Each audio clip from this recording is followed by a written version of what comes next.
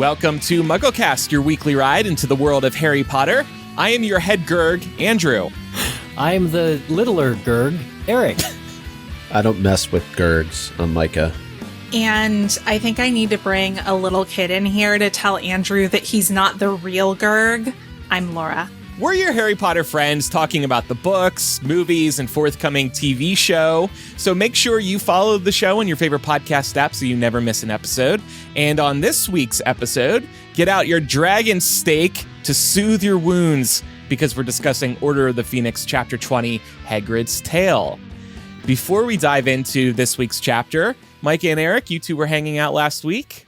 That's right, in Chicago. Micah came to witness the St. Paddy's Day festivities, namely the Chicago River Dyeing, but we took some of the time we had and decided to play the old Sorcerer's Stone trivia game together. Yes, as part of a bonus MuggleCast, which will be live on Patreon this week.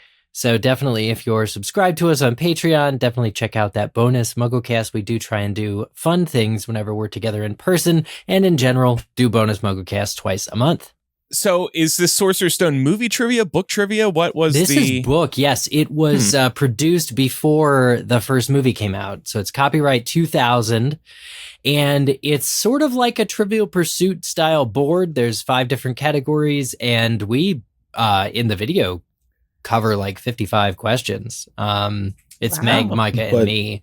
Let's be fair and real and honest here. Meg got most of them right. We got creamed. We absolutely got creamed. But it was multiple choice, and you have the option of using that or not. But it's all on high def video, which I'm wrapping up now. So that'll be a lot of fun. Something a little different for a bonus. I'm looking forward to seeing that. Yeah.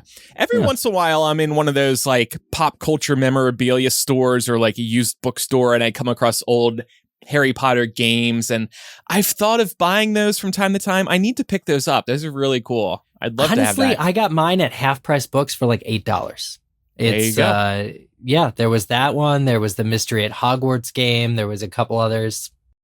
I think I shared with y'all one time I went to a place here that had some sort of Harry Potter toy that also allowed you to bake like a basilisk or something. I can't remember. Oh, but yeah. But I do remember on the back, it said the expiration date of the food, and it was like 15, 20 years ago at this point. Yeah, it'd still be good. You just can't eat it. I was thinking for the Patreon, I would eat it and, sacrifice my health for We our need listeners. our head Gurg, I thought Andrew. you did eat it. I thought you tried some. No, I didn't buy it. I wish I bought it. I wish I bought it. Yeah. And we thought the chocolate frog cards were bad. Yeah, we've encountered some expired chocolate frog cards. And Eric, strangely enough, my arm is still bothering me from that game. Interesting. Those who watched the full video of the bonus MuggleCast will know that when Micah was in Chicago, he got a tattoo, but not the tattoo that I've been trying to get him to get for 15 years now. You got a real tattoo? You'll have to watch the video and find out. Okay, so I guess that's a no. Well, I can text you after the show, but for the purposes of encouraging people to tune into bonus MuggleCast. Okay. The other thing I will say too is that it just proves how tough playing Quizzitch is. Right. When you do board game trivia like that. Yeah. It's easy to sit in the host seat and ask the questions, but when you're the one who has to answer, and man, I messed up some questions that I really should have known the answer to. Wow. It's like a 300-page book, and there are thousands of questions. It looks like, Micah, you need to go back and listen to our chapter-by-chapter episodes on Sorcerer's Stone, and maybe you'll be better prepared next time. Well, listeners, as we continue to analyze the books and cover the upcoming Harry Potter TV show, we would really appreciate your financial support at patreon.com/MuggleCast. That's where you can find those bonus MuggleCast episodes that we're teasing today. And also by becoming a member of the MuggleCast family, you will get access to ad-free episodes of the show, early access to episodes, a new gift every year, access to our Facebook and Discord groups, our live streams, all kinds of things. So check it all out at patreon.com/MuggleCast. And another great way to help us out is to tell your other Harry Potter friends about the show. And please do leave us a review in your favorite podcasting app. Thanks, everybody. We really appreciate you. And now it's time for Chapter by Chapter. Once again, we're discussing Order of the Phoenix, Chapter 20, Hagrid's Tale.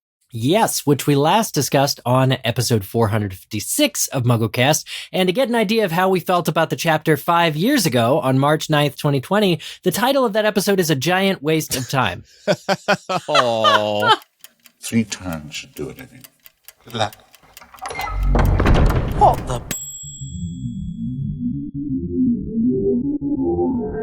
Episode 456. With the giants, they're looking at the wizards and they're like, we don't have any dog in this fight because y'all have treated us like crap Right. the entire time. But then maybe Voldemort comes up and starts giving them really lavish gifts, or maybe he starts making promises to them, and really taking advantage of sort of their place in this society to make them feel like, they might get something special out of the arrangement. Right. Which they clearly don't. But yeah. Well, maybe Voldemort promised he's going to clear their student loan debt. And they just fell in love with that idea. Mysterious thing, time. Or cure their COVID. This episode came out March 9th, 2020. I feel like I can hear the COVID in my voice. Yo, man. I was thinking the same thing. I hear the lockdowns in my voice. This is like 3 weeks into not being able to go anywhere and not feeling like it's summer camp anymore. Like, I think a lot of people who had to be home for the first week or so, it was kind of like novel and exciting, and it got old really, really fast. It's okay, guys. Soon we discover that we can do Quidditch lives and everything changes. Oh, yeah. Yeah, with our audiences. So that totally gives us all a lift. Definitely. I'll try not to make it so obviously depressing in future time turner clips. No, it's just, honestly, that's the fun of looking back on these, right? Is where we took the discussions before, but also what was going on in the world at the time, because at the time we were able to draw connections between these books and what was going on 5 years ago. And here we are again, still doing the same thing and still waiting for my debt to be forgiven. Yeah, that's not going to happen. Spoiler alert. But anyway, it's really interesting to see how over time we're still getting new things out of these books. And I think I got something new reading this chapter this time, and it was an appreciation for what this chapter does for Hagrid. We actually get a lot of time with Hagrid. We really get to see him navigating a pretty long and challenging conversation, a situation that kind of goes sideways towards the end, and just seeing how he navigates those things isn't something that we consistently get exposed to. And it honestly reminded me of some things that I really hope the Max series actually depicts, because we didn't get a lot of stuff like this in the movies. Especially not in the later movies. Yeah, I really enjoyed this time with Hagrid because we didn't get him until now in this book. And as we were talking about a couple of weeks ago, it was a big deal. I remember seeing his return, not just for the trio, but as a reader too, because this is somebody who's had a really close relationship with the trio over the course of the book so far. And to finally have him back was heartwarming. Yeah. Yeah, and this is somebody who's familiar to us.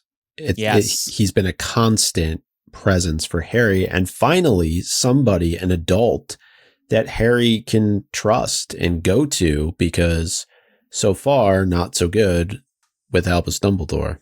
Right, for how isolated Harry is feeling, Hagrid is a friend, and it's just always good to have your friends around you. Yeah.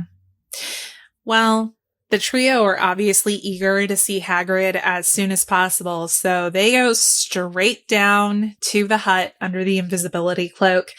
And Rubeus ain't looking too great. No, looking a little green. Yeah, green and bloody and kind of mangled looking. Green dragon's blood dripping off of the dragon stake that he has slapped against his brutalized eye. I mean, it's quite a visual. Well, listen, he was just come down off the mountain. He didn't have time to get frozen peas at the grocery store at the Hogsmeade, like corner store. So. Right. But just happened to find one of these dragon steaks. I'm going to go out on a limb here and guess that we talked a lot about the dragon steak last time. Mm-hmm. It just feels like something we would have done. I feel like they should have that steak at the Wizarding World theme parks. And like when you cut into it, some green blood oozes out. It's true to some extent in our world also, because some lizards have green blood. Oh, really? Oh, I didn't know that. Okay. That makes sense. Actually, just looking it up briefly, some have blue blood, some have clear blood, green, purple, or black blood. What? Oh, not all lizards, different types of animals, birds, reptiles. Let's host a dissection class and we'll check it out for ourselves. Black blood sounds so metal. Anyway. Horseshoe crabs have black blood. No kidding. Oh, wow. Learn something new every day. It all has to do with the oxygenation. Yeah. Ah, that makes sense.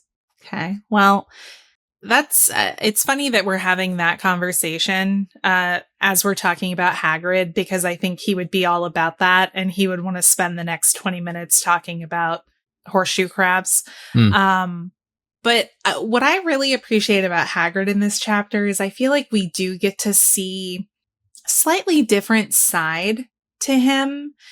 He has this demeanor from the start, and we know that he cracks pretty quickly, but do we feel like this kind of stark refusal to share any details, dismissing concerns about his physical state, and the way that he fixes each of them with a singular glare from the one eye not covered by the dragon steak. Mm-hmm. This just feels like a different Hagrid. Do we think this sets a different tone for him? I think travel was good for him. Maybe like he hasn't yet settled into the comforts of home, i.e. having somebody care for you or care about you or care that you're back. He's not used to that when Hermione is so effusive with it and caring and speculating about his appearance and whether he's okay. He's quick to assure her, yeah. But there's a dark turn in that he not only flat out tells them, I'm keeping Dumbledore's secrets. It's worth more than my job. And he intends to stick to that. I know he says that all the time, but you really kind of believe it. And then also he's keeping a further secret, which we won't find out yet, and that's Grop. And so he is not only keeping Dumbledore's secrets, but he dares to have his own personal secrets. And it's funny to see him, I don't know, being so important enough to have this type of secret, because every other secret Hagrid's ever tried to keep from the trio was kind of carelessly dropped. Like, oops. So I was going to say something similar, that I think he really respects Dumbledore's ask and that Dumbledore trusted him with this mission and he wants to keep things under wraps for as long as possible because of that. It did surprise me how initially committed he was to withholding information for someone who has been traditionally loose-lipped when it comes to sharing information with the trio. It's like, hey, you really think you could keep this secret? Yeah. But on the other hand, he also just got back from a very exhausting, brutal trip.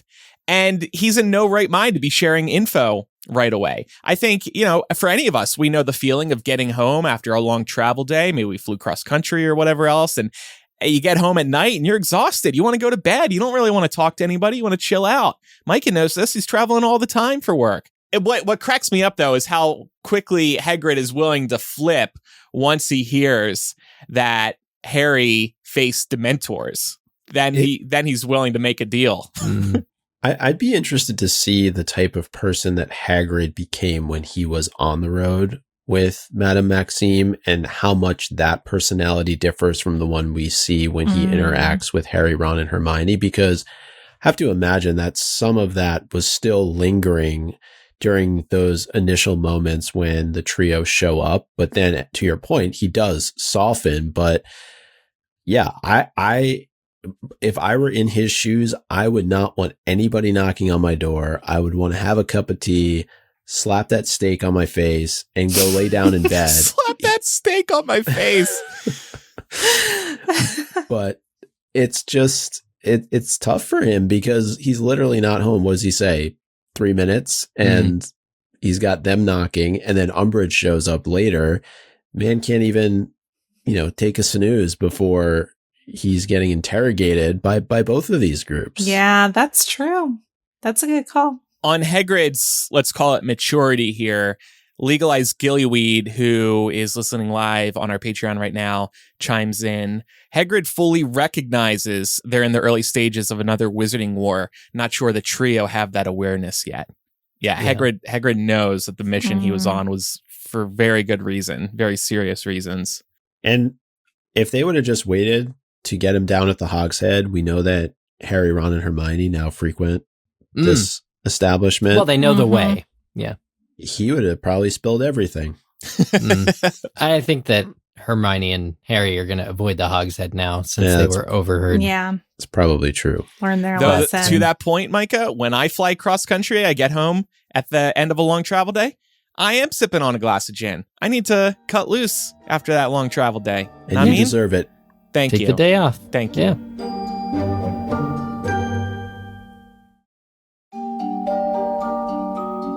I will say, just going back to Hagrid's mental state when he was traveling, he probably felt free in a way that he never did before.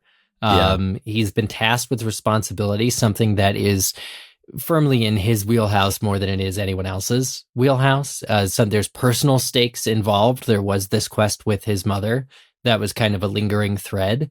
So that must have been very just good for him, in addition to the FaceTime he got with Madame Maxime. Well, that's what I was just going to say. The quality time he got with her must have played a role in his gift. Well, I mean, really, though, because when he's talking to the trio, he talks very highly of Maxime and how capable she was on this mission with him. This is very much an adult interaction for him where I don't know how much he actually gets of that, where he's able to have that kind of one-on-one time with another colleague. It's true. It's always Harry, Ron, Hermione, and all the other students at Hogwarts. We don't see him hanging out with any other adult friends. No, and definitely not one he has feelings for. I'm thinking maybe with Slughorn in the next book, or is that just a movieism when they're together? The goldfish story is a movieism. Uh-huh. But they do get drunk together. They do get drunk. Okay. Yeah. All right. That's the other adult friend. Well, I mean, Slughorn's using every scrap he can get of Hagrid. Yeah. It's kind of one-sided, but true. Yeah, definitely. Well, they're able to weasel the truth out of him pretty quickly because someone guesses, hey, were you with the Giants? And Hagrid immediately gets defensive and is like, how did you know? Who have you been talking to? Who told you? And they're just like, Hagrid, it's kind of obvious. Why Dumbledore would have sent you. And then Hermione chimes in and says, yeah, did Madame Maxime go too? Wow. So that's where we get a lot of the information that Andrew was talking about related to Madame Maxime being a tough lady. Like Hagrid talks about how she dresses very, elegantly and she seems, very high class, but she wasn't afraid to rough it. So I think that tells us more about her character too. Yeah. And he had to hold her back from attacking some of the Death Eaters. She really wanted to go at him, and Hagrid had to be like, we can't make a scene. Yeah. Yeah.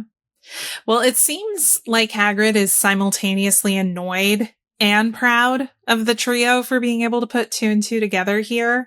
About what he'd been up to. And there is this brief diversion when Hagrid learns that Harry was attacked by Dementors. They're trying to get the truth out of Hagrid. They're trying to get more details. He's holding back. And Harry says, tell me about your summer and I'll tell you about getting attacked by Dementors. And Hagrid's just like, what? What? Yeah. But he, Hagrid does go on pretty quickly after that to confirm their suspicions about envoying with the Giants on behalf of Dumbledore this summer. So something interesting that we get here too, that I think may also factor into Hagrid's demeanor here being more serious, is that he and Madame Maxime were being tailed by the Ministry pretty much the entire time. And when they reach the Giants at a certain point, they're also contending with having Death Eaters around, also trying to get in the good graces of the Giants. So Hagrid's had to be on his guard for months. Yeah, that can't have been pleasant. First, when I was reading this time, I kept thinking of that scene from the Secrets of Dumbledore movie where Dumbledore has a tail, a Ministry tail that he gets rid of. I think it's Dumbledore. It might be Newt. But anyway, it's kind of a crazy thing to realize that the work that you're doing is so important that you're being, you don't have your privacy that you normally have. Yeah. Do we think Umbridge was specifically responsible for putting a tail on Hagrid and Maxime, or was it just kind of a general Fudge says all of Dumbledore's people?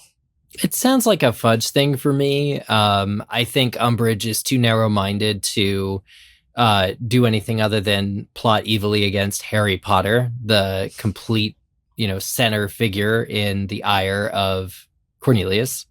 That's my impression of it. I agree. And if we look back just at the timeline of when Hagrid and Maxime go out on this journey, it's at the end of Goblet of Fire. So I would lean in the direction of Fudge for this as opposed to Umbridge. Doesn't mean that Umbridge, because of her position within the Ministry, wasn't involved, but it definitely seems like an easy kind of first step on the part of Fudge as they start to really tail all of Dumbledore's associates. Yeah. Yeah, I'm also just thinking that when Umbridge does confront Hagrid in this chapter, she doesn't really have any evidence against him specifically about where he's been. So if she was telling somebody to tail him, I feel like she would have had more information at this point.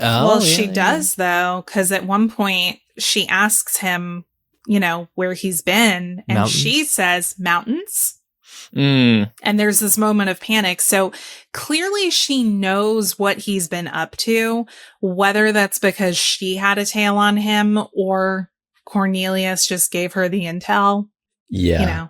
And let's not forget too, with the Death Eaters, the folks that are tailing Hagrid and Maxime are essentially one and the same, because in all likelihood, McNair is reporting back to Lucius Malfoy, who's reporting back to Cornelius Fudge. Great call out that McNair was one of the ones tailing them. That's a good point. So they're being watched by multiple parties, but it's very likely that those parties are sharing information. Yeah, totally. And a great connecting the threads moment there too with McNair, since he was the one who was supposed to execute Buckbeak in Prisoner of Azkaban. So he's hunting Hagrid here. That's a great call out. Yeah, two severed heads between the Gurg and the Hippogriff. Yeah. Severed head count. Severus, please. I don't know why that came up. This chapter is the most we get to learn about giants in the series, I believe. I don't remember reading this much about giants anywhere else in the series, apart from when we find out officially that Hagrid is part giant, but that's really more about his identity. And there is so much rich detail that I really hope the show is going to be able to include. I wish we could have seen this in the movies, because it is so interesting. We learned that there used to be hundreds of tribes of giants around the world, but between being killed by wizards and killing each other, they've all nearly died out. There's a community of 70 to 80 that Hagrid and Maxime visited. They're 20 to 25 feet tall, and they like magic, just not when it's used against them. That made me so sad when I read it. I was like, oh man. Yeah. It was fascinating hearing about the giants because they are, because when you do hear about them and Hagrid's introing all of this, you're like, wow, Hagrid had an impossible mission here. And it was, what was that last episode? A giant waste of time. Well, yeah. I struggle to think what we're going to name this episode as a follow-up to beat it, but... Gurg. Gurg Wars. But yeah, it's... You read this chapter on giants and how they live, like in a huge valley, and they're like among the mountains hidden, and you think, can this be real? Could I like scale this cliff? And it's even said you can't really get up here if you're just a muggle, that you kind of need a magic edge to reach that. And it really just reminds me how there are these far reaches of our planet that are just so treacherous, or that we will never set foot on. And there's something comforting in that, actually. It's exciting, and it's it stretches that sense of wonder, I think. Or people are too naive or too bold and they try and then they die. See Mount Everest or... My favorite thing about this chapter is when Hagrid talks about so-called mountaineering accidents. Those still make the news. And he says, like humans do find giants. They just, they don't survive them. And then the news puts it down as a mountaineering accident. So I found that to be like, that's as cool to me as realizing that like boggarts are the thing under the bed that we all fear as a kid. Given how much the world expanded with Fantastic Beasts, I'm surprised we didn't meet any giants in that series. Right. We had 3 movies and they never showed up. I don't even think they were referenced. Yeah, I guess to play devil's advocate, I'd say maybe they just wanted to focus on introducing us to more whimsical creatures and some new ones instead of some of the creatures we saw in the Harry Potter series. They wanted ones that they could turn into merch and sell easily. That's kind of what I was going to say. But giants aren't very fun. No, they're not interesting. Sexy. Also, maybe they felt shame for Grop still dedicating screen time to that character in the movies that did no favors to anyone. Maybe. Well, a little more on giants that we get in this chapter. Contrary to what Ron thinks, the giants aren't actually hiding. Most wizards just don't care about them as long as they're far enough away. And it also kind of seems like the giants aren't really intended to live in communities quite as large as this, because they're more independent. And so the closer they live together, the more likely they are to get territorial and kill each other, which is why they really should have more room. But this kind of reminds me how, as, societies evolve and new communities come up, there are people and animals on this planet that get displaced because of that. And that's kind of what this reminds me of. Like, it makes me feel like the giants were displaced, and that's why they're here. Yeah, totally. We also learn about the structure of giant society, although we got a preview at the top of the episode. They have really, what we learn about their political system is they have a chief that is called a Gurg. And the Gurg needs to be bribed with gifts to consider not ripping visitors in half. So keep that in mind. But like I said, this is just another marginalized community of the wizarding world and an ideal target for Voldemort because of how on the fringes giants are. I think it's also a commentary on marginalized communities and how oftentimes they are bribed in order for those who are looking to exploit either them or resources that they may possess.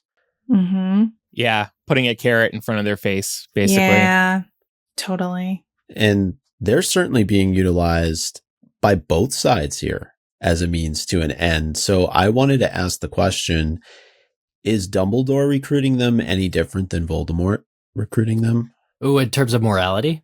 Yeah. I mean, the presumption is that they're going to fight for either one side or the other, right? That's a great question. I guess it depends on what Dumbledore intends to do with them. If the intent is for them to fight, that's one thing. If the intent is to just take them off the board so that they're not fighting at all, that's a different thing. Oh. And post-Wizarding War, what does Dumbledore intend to do? Try to make amends with them, give them, try to offer them more space, not be in hiding. Like, I think that would be an important factor as well. So you're saying he's looking for them to be the Switzerland of the wizarding world. I guess. Yeah, I just think he needs to be thinking further out than just the war, just using them on the war and then forgetting about them again. Yeah, if you can limit the amount of firepower used against you, it seems smart to try and do that. Mm-hmm. But it is also, I'm impressed with Dumbledore during this chapter. A lot of the information about Hagrid's own culture, or the giant culture, comes directly from Dumbledore. Hagrid says, this is what Dumbledore told us to do. And it works. And it's just very, very astute. I wonder where Dumbledore learned that giants were this way. I mean, he speaks Burmish. Does he speak giant? Maybe Newt taught him. Maybe Newt taught him. So there is a Newt movie out there with giants. Well, in the Fantastic Beasts book, there is a section on giants, I believe, right? I seem to remember that in the illustrated edition. Because there's magical beings and beasts are different, and like humanoid creatures or humanoid magic beings are not necessarily Fantastic Beasts. Yeah. So I'm not sure. Maybe I'm thinking the troll is in the Fantastic Beasts book by Newt. And trolls are very similar too, like humanoid, large, low intelligence. I bet giants would be extremely offended by that. I know. I apologize, giants. You can rip my head off if you're offended.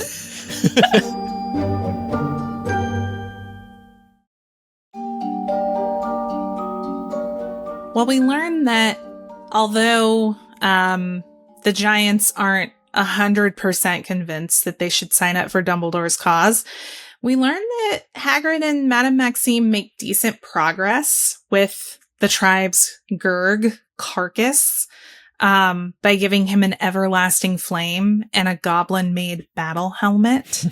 Unfortunately for Carcass, he does live up to or down to his name, depending on how you want to think about it, because one morning his head is at the bottom of a lake, and now a new sheriff by the name of Golgabath is in town. What a visual. Yeah. Yeah. And so frustrating hearing Hagrid recount this, because they've been moving at this slow and steady pace per Dumbledore's instructions, correct instructions. And then, it's hard to make progress here when this area is just chaotic. These giants are just chaotic. I mean, there's all this infighting. How can you possibly get ahead here? So I'm willing to bet, though, that Maxime and Hagrid giving the everlasting flame and the goblin-made battle helmet to Carcass put his life in danger. Ooh. Oh, probably. I kind of was wondering that, too. Whoopsie. I'm glad you pointed that out. Should have thought that through. Oops. Because you would think that of their minimal base emotions, jealousy has got to be one of them. Mm-hmm. Yeah. Yeah, especially since we know they like magic. Mm-hmm. Oh, yeah, they'd be possessive. Yeah. He would covet the Gurg's eternal flame. I'm going to play the Bangles tonight when I get off the show. And we know that Golgamath is big. He's bigger than Carcass. And I thought we could do a little name origin here. So this is from the HP Wiki. Golgamath's name is derived from the number Google. Its numerical value is a single-digit 1 with 100 zeros afterwards, or 10 to the 100th power. Obviously, this is a huge number, which is fitting for one of the largest of the giants. So he is massive. Whoa. Wow. Thank you so much. That's the sound of rolling into the depths of Wikipedia. I thought you were going to say that's the sound of Carcass's head rolling down the shore. If only it sounded that romantic and smooth. So, unfortunately for Hagrid and Maxime, Golgamath is not as convinced by the alliance that they're trying to push, and it becomes fairly obvious that he's already more receptive to Death Eaters, who we know one of them is McNair, because they witness them visiting Golgamath during the course of their stay.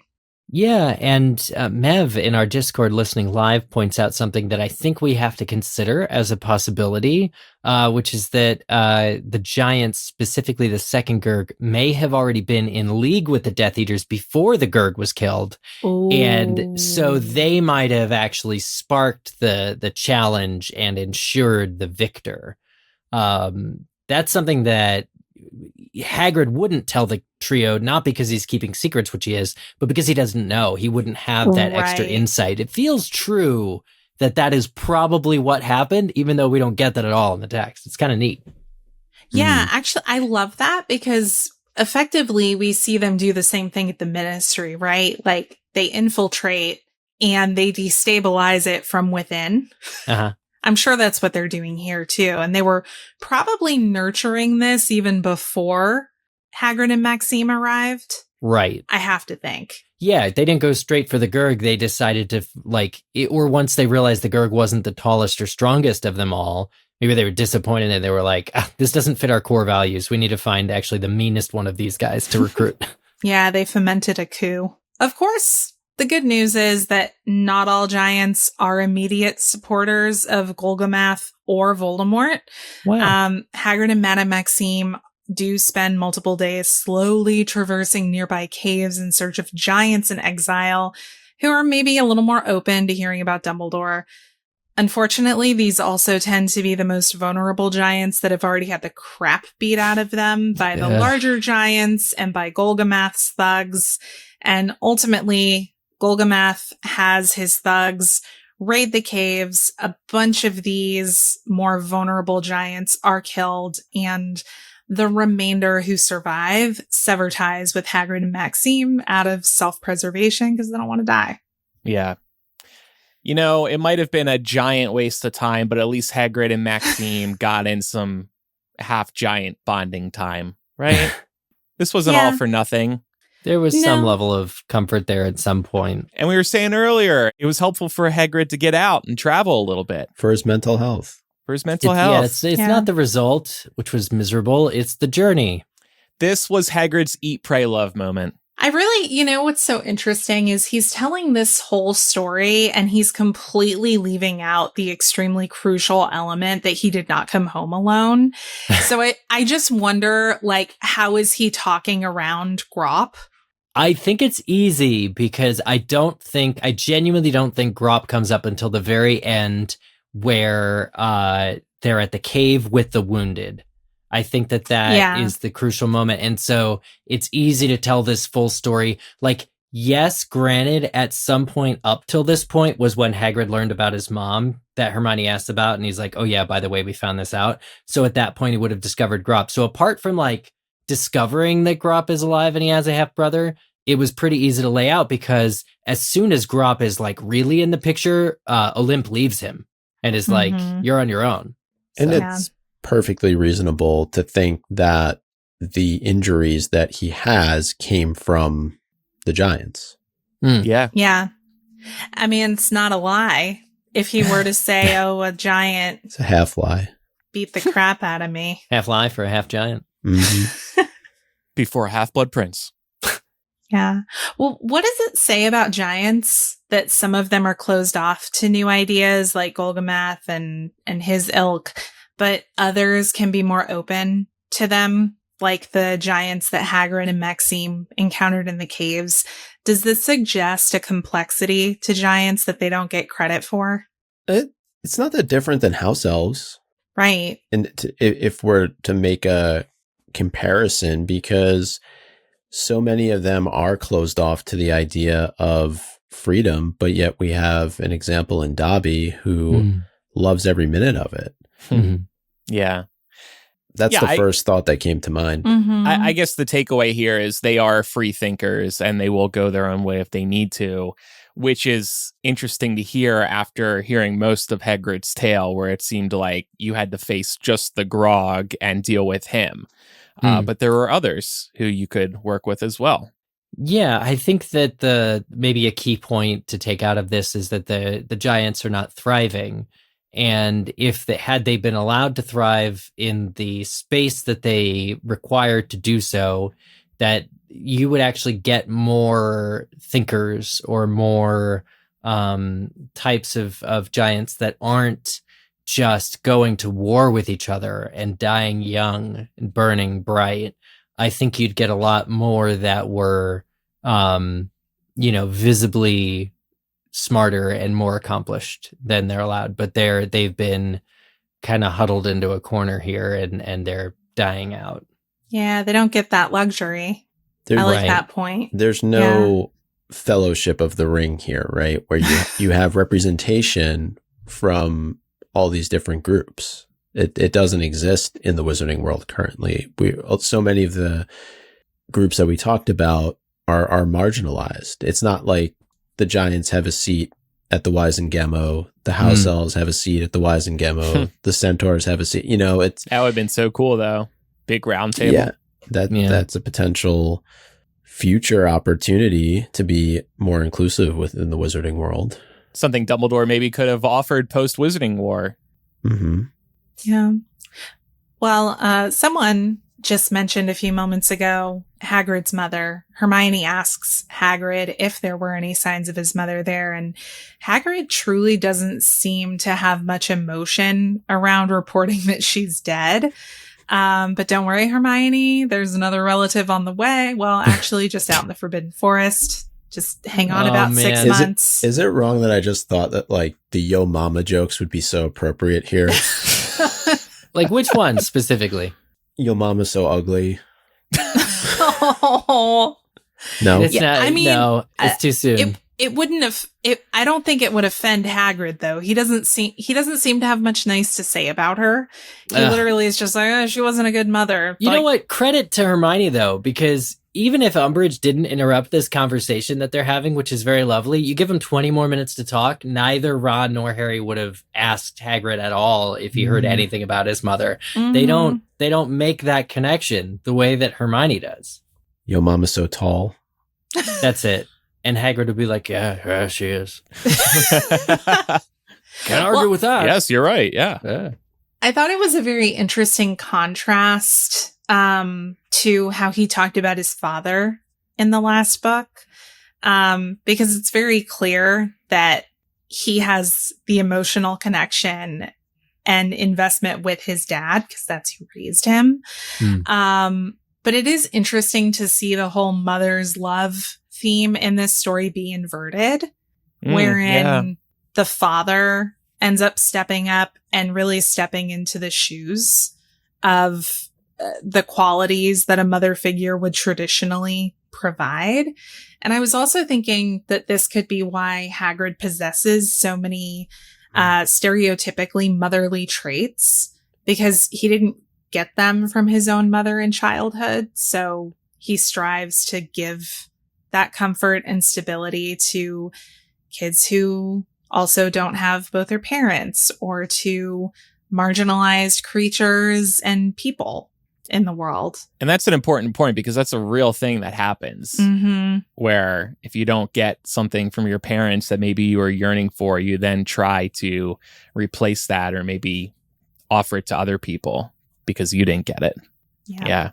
I also think Hagrid's a little blasé about talking about his mother and her dying, because as he brings up in the chapter, it was years ago that she passed, and yes, he's just finding out about it now, but maybe he assumed there was a good chance that she had died a while ago, so he was kind of prepared for this already.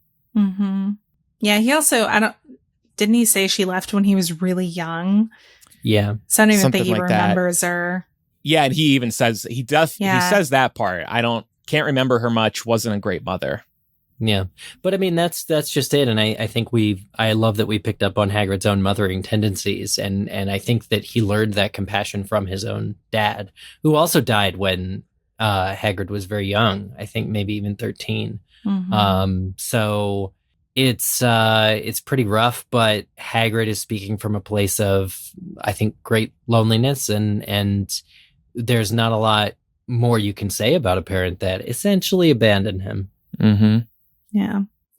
Well, just like every other very interesting conversation that unfolds in this book, we don't get much further before the rapping at Hagrid's door starts, because Miss Congeniality herself has shown up to confront Hagrid about where he's been the last couple of months.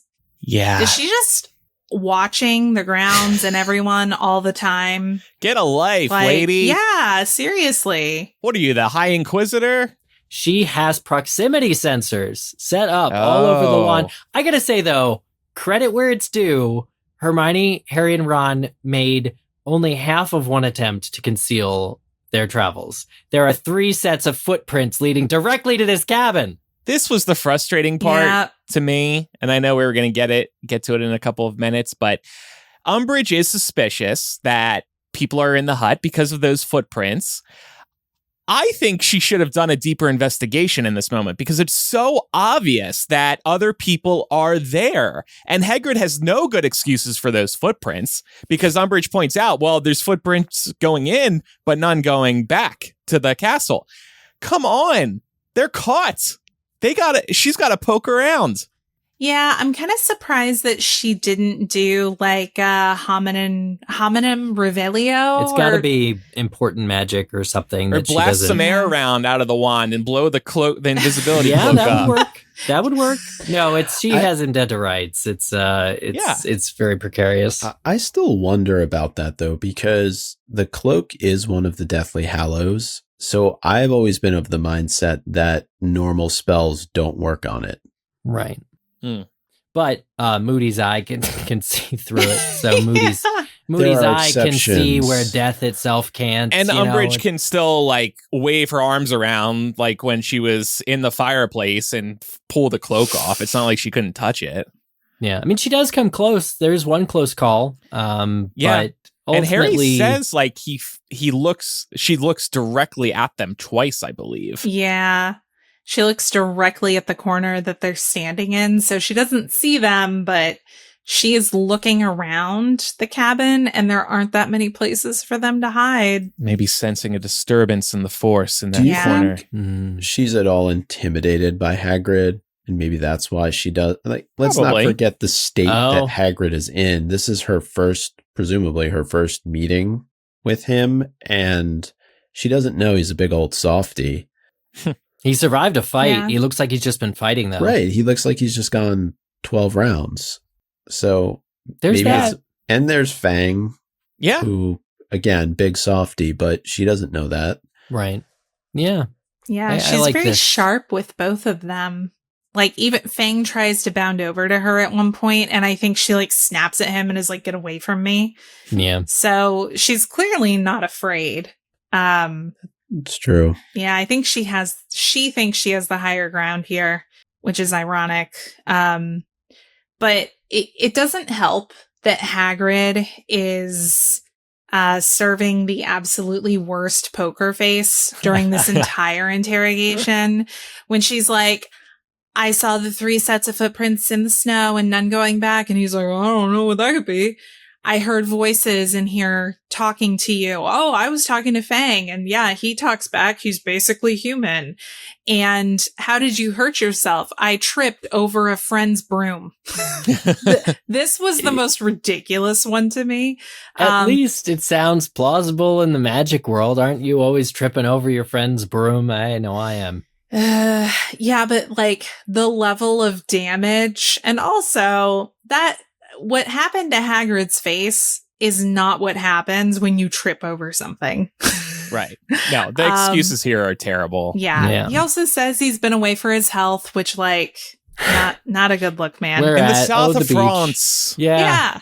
Says that he spent 2 months on the coast of France.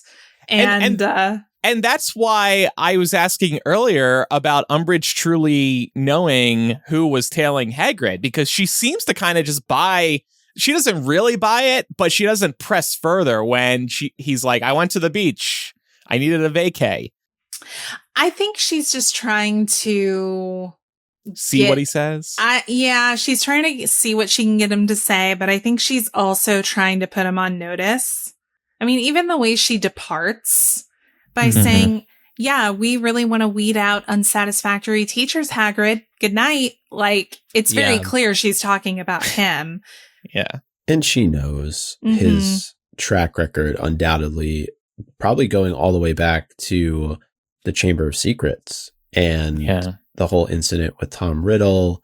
Oh, yeah. She knows about the incident with Buckbeak. She knows about, probably from Draco, just how bad of a teacher he is. Oh, yeah. If she was sent to Hogwarts to reform the clientele or the staff, she probably has a dossier on Hagrid that's leagues long.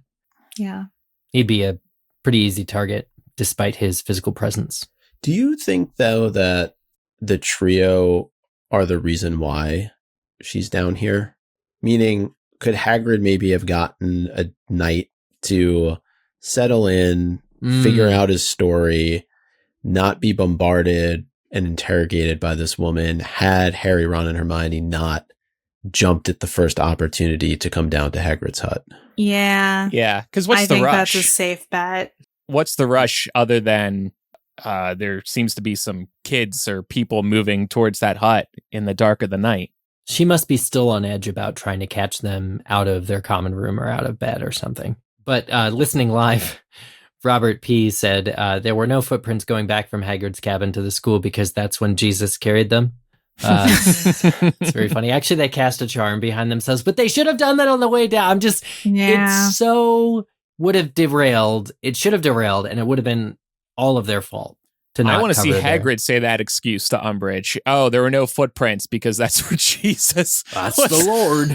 Yeah, that's the Lord for you. He works in mysterious ways. Yeah. Oh, that's funny. We get a couple of other things here at the end of the chapter. Hagrid referring to the Defense Against the Dark Arts curse and Umbridge waving him off, which was a nice, if you know, you know, moment. Hermione's obviously extremely concerned about the curriculum that Hagrid is going to be teaching this year, because we all know that Hagrid is next up on the chopping block for professors that Umbridge wants to suspend. But what's very interesting here is Hagrid refers to some of the lessons that he has planned, and he says that he has the only domestic herd of something in England. Foreshadow alert. So Harry's soon going to finally come face to face and confront those weird creatures that were pulling the carriages at the start of the year. All right, couple of odds and ends, really quick ones. I thought this was an ouch moment as they were leaving the castle under the invisibility cloak. Nearly Headless Nick was heard humming something that sounded horribly like Weasley is our king. Aww. And I just thought that was so rude. But then also Ron has been pretty rude to Nick. So maybe that's why. And let's face it, it's a catchy tune that Draco came up with. Nick was the Gryffindor house ghost, though, so I feel like that's kind of mean to be singing that. I think it's the kind of thing where it's like innocent enough. It's like in spite of yourself. You're like, oh, it's catchy. That's right. Yeah, sometimes you just get an earworm and you can't let it go. For hundreds of years. Yeah. And then there's just this funny moment where Ron is reacting to Hagrid talking about how long it took he and Maxime to get to the mountains where the giants were. Ron reacts by saying a month. A month? As though he had never heard of a journey lasting such a ridiculously long time. And I'm like, just you wait, buddy. Foreshadow alert. And now we're going to get into our MVQ.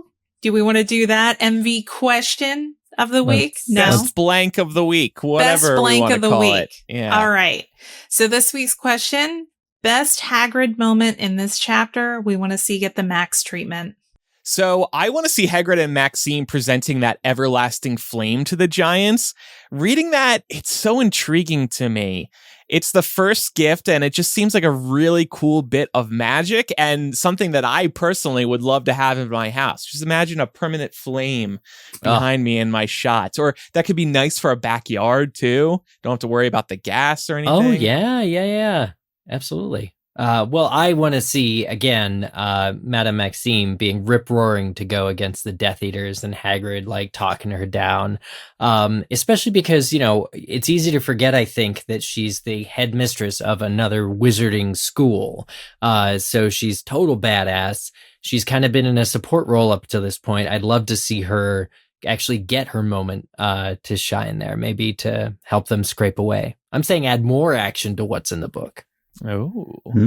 I really want to see him deliver the line to her, "Excuse me, but who the ruddy hell are you?" To Umbridge? Yes. I love that. And I would also just add in as a bonus, I want to see just him traveling and going to all these locations, and the bar brawl he almost got into with a vampire in Minsk. Yeah. Oh, yeah. That would be so interesting. I think fans will lose their minds if they finally saw a vampire in the Harry Potter series. Like, we've got him in the books. I mean, like, but not in the movie. Yeah, played by Ralph Pattinson. Sanguini. I picked a moment that's kind of like a slapstick Hagrid moment from this chapter because we got a few of those and I love it. It's when he goes to pat Hermione on the shoulder reassuringly, but he accidentally knocks her down, illustrating how he doesn't know his strength. I would just love to see more Hagrid moments like this in the TV show, because there are plenty of moments we get represented in the books where, like, he's a little awkward, and it's also very commonplace. Like, nobody makes a big deal about it. And he very good naturedly does things like, "Oh, sorry," and then reaches down to grab Hermione by her shirt collar and pull her back up. These are the kinds of things that I would love to see kind of expanded on in the show. Yeah, I like that. I like that a lot. So much opportunity.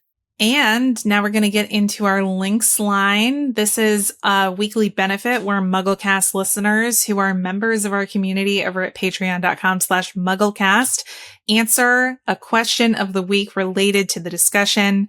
This week's question is, if you could go on a magical adventure with any Wizarding World character to do Dumbledore's bidding, who would it be and why? Lady Gryffindor said, "I would bring Helena Ravenclaw's ghost if she was agreeable, and assuming she can leave the castle. She's super smart, can walk through walls, come back to me with any news fast, and would be great at helping me figure out what spells to use or even feel ancient magic." Oh, that answer feels like winning. It's pretty cool. Cassandra says, "I will follow Regulus Black's example and bring a house elf on my dangerous adventure. Perhaps I will bribe Dobby with a pair of mittens." Aww. Jen says, "Crumb. He's a triple threat. He's a talented wizard, handy on a broom if we need to make a quick exit, and was raised around the dark arts in Durmstrang. His Quidditch star status would make it easy to travel from country to country if needed. Added bonus, I think you would have some really interesting stories from life in Durmstrang, to the hot goss from the international Quidditch scene to pass away the hours. But also, I feel he would be comfortable enough sitting in silence with me when my social battery is maxed. The perfect travel companion." Susan says, "If I could go on a magical adventure, I'd go with George Weasley. Out of the twins, he's more level-headed than Fred. Both have to be well-versed in charms to do their shop. His skills, quick quips, and honestly, just arsenal of Weasley's Wizard Wheezes products would make him the best companion on a mission." Julianne said, "Hot take, Draco. Ooh. He'd do the tough things I was afraid to do." And maybe I've read too much Draco fanfic, but I think there's a soft soul underneath the hard exterior. I agree with all of that. It's smart. I can change him. Oh, man. Yeah. I'm just kidding, Julianne. I'm just kidding. No. Darren says, "I think Lupin or Sirius would be good options. They're both super smart and proficient at magic and have some street smarts, having roamed the Hogwarts grounds and Hogsmeade during their time at school. Lupin's also a werewolf, so as long as precautions are taken, he would be good to have along." Oh, I just want the company. Zachary says, "Snape. One might call it the work of a deep cover Auror. I would love to be a second set of eyes and ears for the Order to give them even more of an advantage on the Death Eaters and you-know-poo." And Kim says, "I would take Ginny. She's smart, tough, and a great flyer, so we could get away quickly. I would also borrow Hermione's bottomless bag, as I like to overpack." Me too. Awesome contributions as always, everybody. And don't forget, you can participate in the links line every week by becoming a patron at patreon.com/MuggleCast. And if you have any feedback about today's discussion, you can email or send a voice memo to mugglecast@gmail.com. Our next Muggle Mail episode is just a couple weeks away, so please send in that feedback now. We'll be doing it on episode 700. But until then, next week, we'll discuss Order of the Phoenix Chapter 21, The Eye of the Snake. And now it's time for Quizzage. This week's question: what ice hockey player had a rule named after him after he displayed unsportsmanlike tactics in an attempt to intimidate goalie Martin Brodeur by waving his hands and hockey stick in his face? This was, of course, Sean Avery. 45% of folks with the correct answer said they did not look it up. I don't believe it. The Avery rule of hockey. So now we know how many of our listeners follow hockey. Allegedly. Correct answers were submitted by A Healthy Breeze, Buff Daddy, quote, I gave up listening to podcasts during Lent, so I won't even know if you read my name till after Easter, quote. Oh, no. Oh, but they didn't put their name, so we didn't technically read their name, only what they put as their name. Jen Niffler, Quid Witch, Though Goes Hamilton, Hufflepuff, Clute, and, of course, our friend, Tofu Tom. Woo! Here is next week's Quizzage question. In the English fairy tale Jack and the Beanstalk, Jack, who later meets a husband and wife that are giants, trades what to obtain a handful of magic beans? His soul. An everlasting flame. Fee, fi, fo, fum. Anyway, submit your answer to us on the MuggleCast webpage. MuggleCast.com/Quizzitch is the quick URL. Or if you're already on our site, which, let's be honest, we know you have bookmarked in all of your favorite browsers. Let's be honest, it's set to your homepage. Let's be honest. Yes, because the old days when people had homepages that weren't just the Google search engine, which is deadly efficient. Anyway, click on Quizzitch from the main nav. And let's be honest, you want more podcasts from the four of us. So check out our other weekly podcasts, What the Hype and Millennial, for more pop culture and real world talk hosted by us. In our latest episode of What the Hype, Pam, Eric, and I are discussing if we could survive in the Hunger Games for real, for real. And on Millennial, we actually interviewed a relationship coach who walked us through the biggest issues couples are dealing with in the modern world. So Laura and I finally worked through all our relationship issues, and we're getting married. We did. Yeah, we surprise everyone. Congratulations. Thank you so much. Got she also diagnosed our attachment styles on the fly. Yeah. Whoa. It was fun. Yeah. Fearful avoidant, apparently. I don't know what that means about me. All of these shows are brought to you by Muggles Like You, and there's a few great ways to help us out. Visit MuggleCastMerch.com to get official MuggleCast gear. Visit Patreon.com/MuggleCast for 2 bonus MuggleCast episodes every month, plus ad-free and early access to episodes of each show. You'll also get monthly Zoom hangouts with the MuggleCasters, a new gift every year, exclusive community groups, and lots of other magical perks. If you enjoy the show and think other Muggles would too, please do send an owl to your friend and let them know about MuggleCast, and cast a 5-star review in your favorite podcast app. Thanks everybody for listening. Oh, I'm no longer Gurg. My head was ripped off, but I'm still Andrew. Headless Andrew. Fully headless Andrew. Fully headless Andrew. Nearly headless. How can you be fully headless? I have taken refuge in a cave, and hey, look at this fire. This is pretty neat. Somebody just left this here. Jealous. I'm Eric. I'm hiding under the invisibility cloak in Hagrid's hut. I'm Micah. And I'm not forgetting to cover up my footprints in the snow. I'm Laura. Wow. Bye, everyone. Bye, y'all. Bye. It's oddly wholesome.